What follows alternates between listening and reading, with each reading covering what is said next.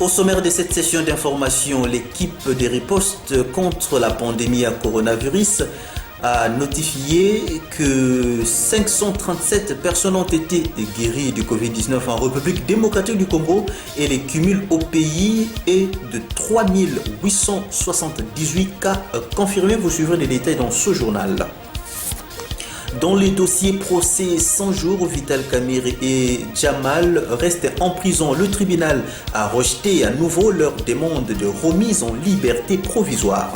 Dans le fait de société, les jeunes du quartier Minkondo, dont la commune de Nzadi, ont organisé le matin de ce samedi 6 juin 2020 une réunion afin de solliciter une meilleure collaboration entre eux et la police nationale congolaise dans la traque des inciviques. Vous suivrez les détails également dans ce journal. Non à la pollution de l'environnement, déclarent les jeunes du quartier Mbangu. La police, nous sommes là dans la commune de Kalamou. Sur ce, ils ont procédé ce week-end au curage de quelques caniveaux du site dans le but de faciliter l'écoulement aisé des eaux usées. Voilà tout pour le sommaire. Tout de suite, le journal de Mami Masiala. C'est un réel plaisir pour moi de vous informer, mesdames et messieurs, bienvenue. Ouvrons ce journal par la politique. Dans le dossier procès 100 jours, Vital Kamerhe et Jamal restent en prison. Le tribunal a rejeté à nouveau leur demande de remise en liberté provisoire. Venambaki pour plus de détails.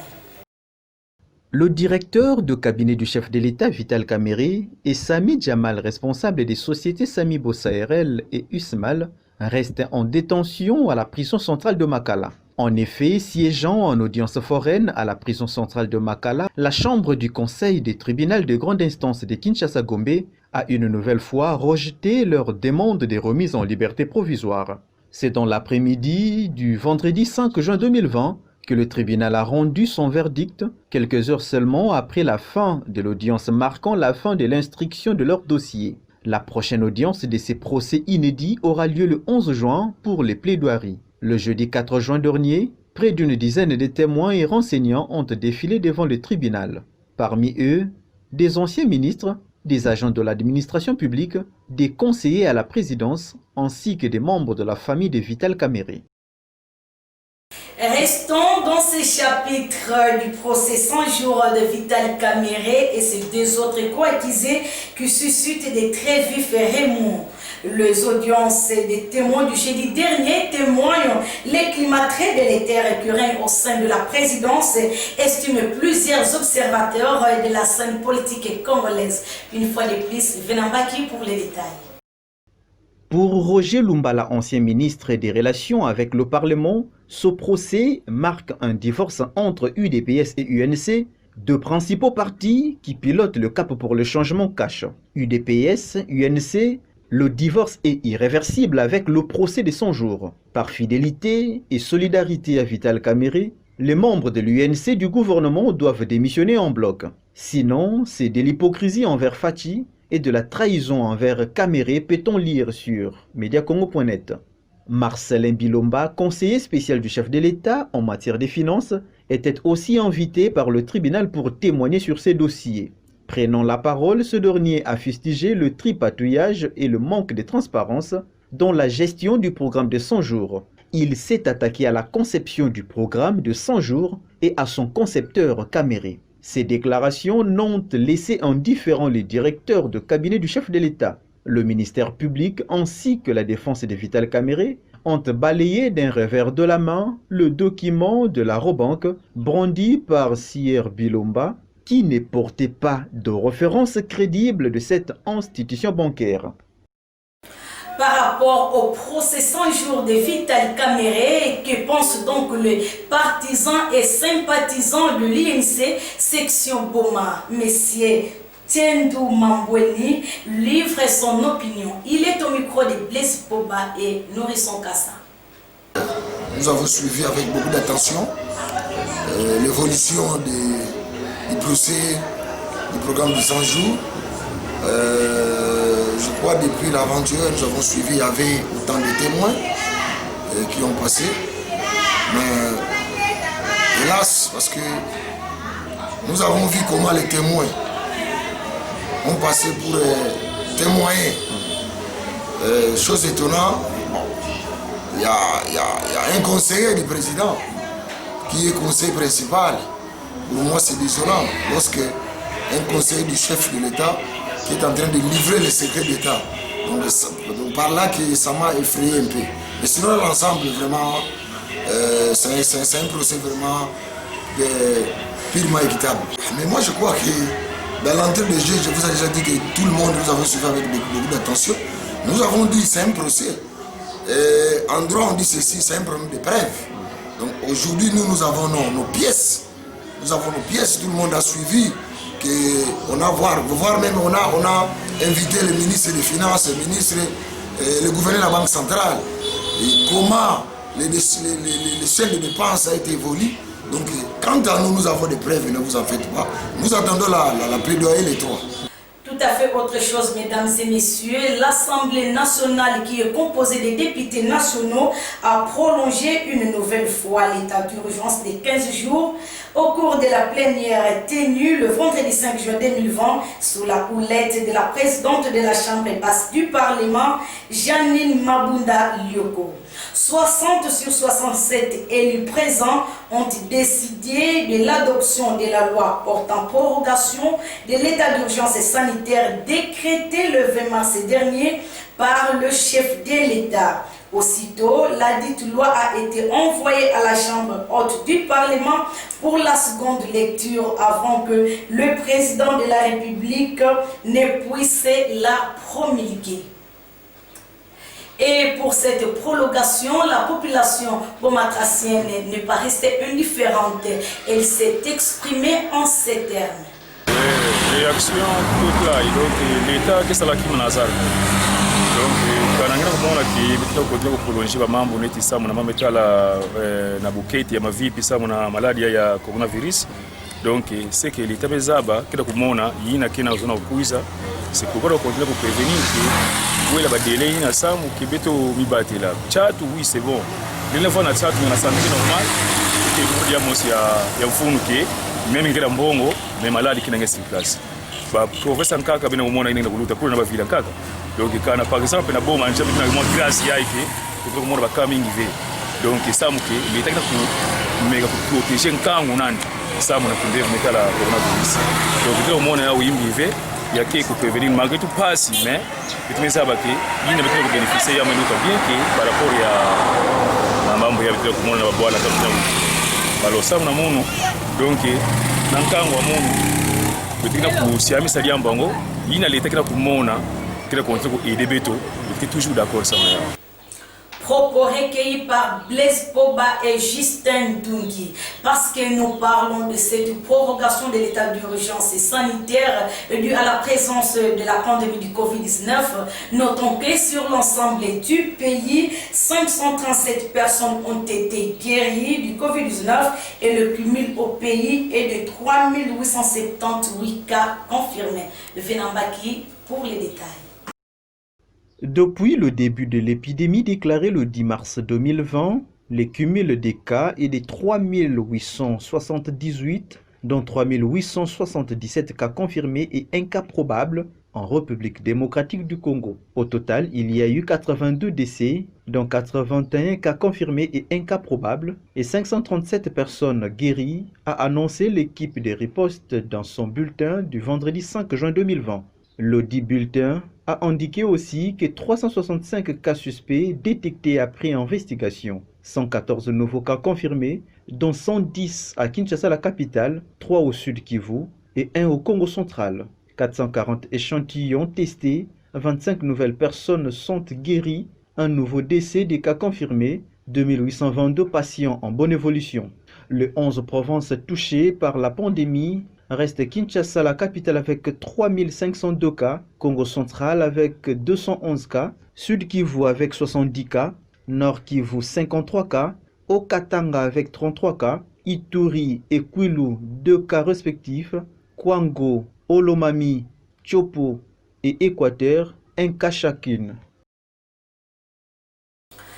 Dans les dossiers liés au fait des sociétés, mesdames et messieurs, à Boma, le jeune du quartier Minkondo dans la commune d'Enzadi ont organisé le matin de ce samedi 6 juin 2020 une réunion afin de solliciter une meilleure collaboration entre eux et la police nationale dans la traque des inciviques. Le devant du bureau du quartier Minkondo était choisi comme cadre. Ils ont choisi le devant du bureau du quartier comme lieu favorable pour se rencontrer, puis se concerter.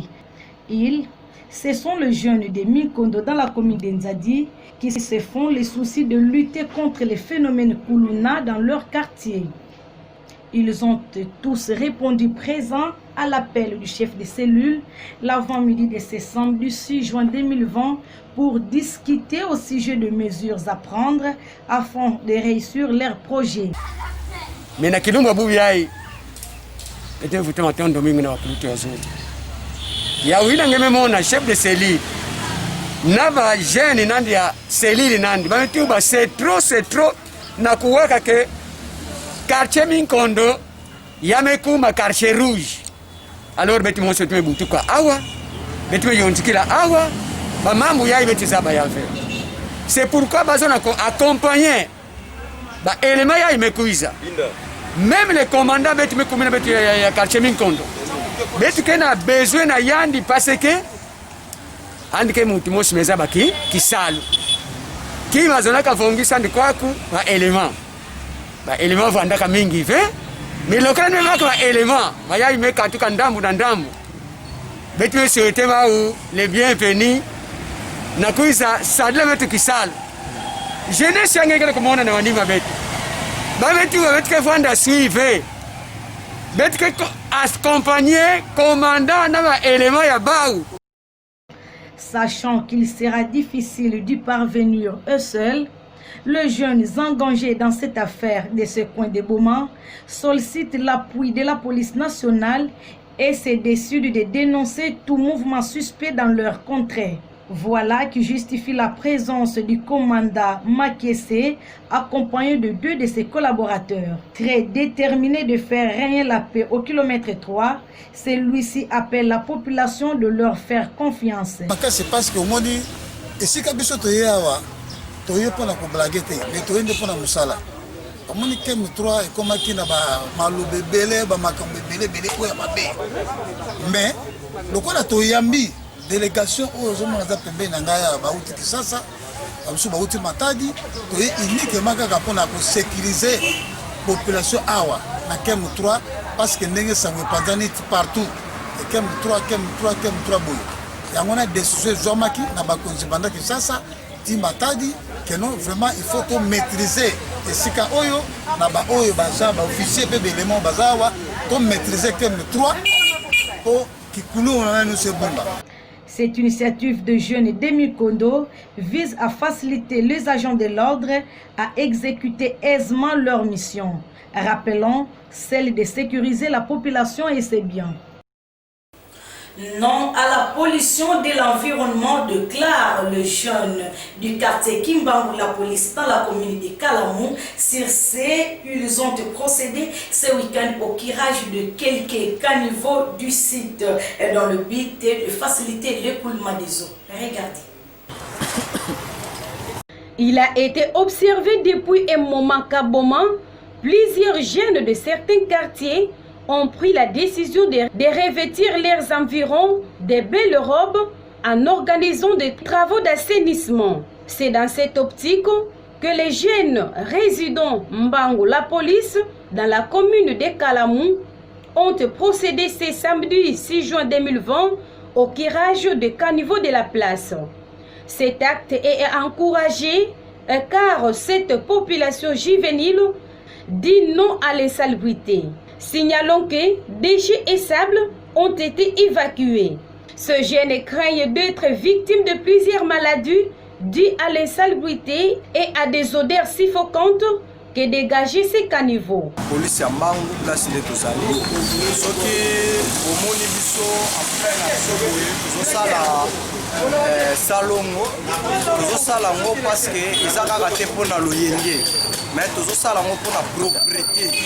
Premièrement, totali boye awa na la police biso tolinga mingi propre totali bacarnivore oyo eza bouché vis-à-vis tokozwa te bato tobelela so banani bana baya kopolisa biso non tozwi nde atake biso moko bana lupangu bana quartier tosangani na biso tolobi non il faut tosala propriété ya place parce que neti awa biso eza terrasse bato bayaka awa terrasse vila nova bato bayaka awa komela kolia donc awa eyindaka to na butu. Alors qu'est-ce qu'on a fait? Tozwi initiative moko ya malamu ya kosala propriété so bato bayeba ya kovanda bavanda malamu zane ndenge na cadre wana nde tozobongisa toza na confinement mais tozaka awa mpona kosala ndenge Coup de chapeau à ces jeunes volontaires pour ces bels actes qui témoignent le patriotisme.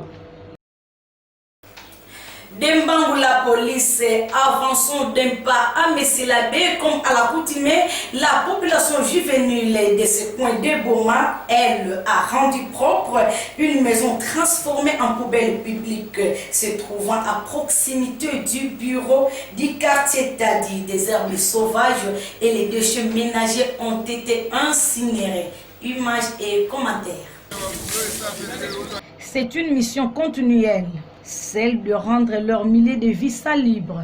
Une fois de plus, la population juvénile de Messilabé vient d'assainir une maison délaissée puis transformée en poubelle située à quelques mètres du bureau du quartier Tadi. Cet endroit qui, dans les jours passés, constituait un danger public de suite de la présence de toutes sortes de déchets observés pouvant nuire à la santé, ne l'est plus pour aujourd'hui. Chacun muni de son outil approprié à main, l'avant-midi de ce samedi 6 juin 2020, c'est de cette manière qu'ils ont procédé à ce travail d'assainissement dans le but de rendre ces coins de Boma propres. Ils restent non seulement unis et conscients, mais surtout déterminés jusqu'au bout, afin que Messilabé soit compté parmi les quartiers les plus propres de la ville de Boma, ont-ils laissé entendre. Bengo mona entrée haut et kena juste matina Sarah TV ezana mwa batebele ba autorité belé bayaka na milé na biso haut parce que ba poubelle haut ndenge sabo ezo mérité te evanda a mais logo zo sala biso pasi même ba maman ba papa ba jeune ka ba ya quartier haut kaka bango ka bazo boka ka ba salité a yango moni to komi wana stop et pegisa mi ko boka fulu awa na place haut donc to lingi salité te ezala awa de haut union soto ko zwa o ça la salité ah to même na bureau ya quartier ce qui a moni que appliqué to connaît justement même na niveau parquet au connaît parce que biso to lingi salité o eva na te na quartier na biso. Page noire dans ce journal, mesdames et messieurs, 3 mois après la mort suspect du chef de renseignement militaire Delphin Kahimbi, la commission d'enquête est au point mort. Aucun témoin oculaire n'a été entendu et aucune autopsie n'a été réalisée alors que le langue se délie au son de l'armée congolaise. La piste de l'empoisonnement n'est pas à exclure, a-t-on appris. Dossier à suivre. C'est après cette page noire que prend fin cette session d'information, mais avant tout, de la boucler complètement, place au rappel des titres. Dans ce journal, il était question de parler du Covid-19 en République démocratique du Congo. L'équipe de riposte contre la pandémie a signalé que 537 personnes ont été guéries du Covid-19 et le cumul au pays est de 3878 cas confirmés. Toujours dans cette session d'information, il était question de parler du procès 100 jours. Vital Kamerhe et Sami Jamal restent en prison. Le tribunal a rejeté à nouveau leur demande de remise en liberté provisoire. Dans des faits de société, nous sommes là à Boma. Les jeunes du quartier Mikondo, dans la commune d'Unzadi, ont organisé le matin de ce samedi 6 juin une réunion afin de solliciter une meilleure collaboration entre eux et la police nationale congolaise dans la traque des enciviques. Non à la pollution de l'environnement, déclare le jeune du quartier Kimbangula Police dans la commune de Kalamou-sur-Sé. Ils ont procédé ce week-end au curage de quelques caniveaux du site dans le but de faciliter l'écoulement aisé des eaux usées. L'équipe technique et rédactionnelle de la Santé Radio-Télévision Antenne de Boma qui a concouru à la réalisation de cette édition du journal vous souhaite un excellent week-end. C'est donc sa fin. Mesdames et messieurs, merci pour votre fidélité. Au revoir.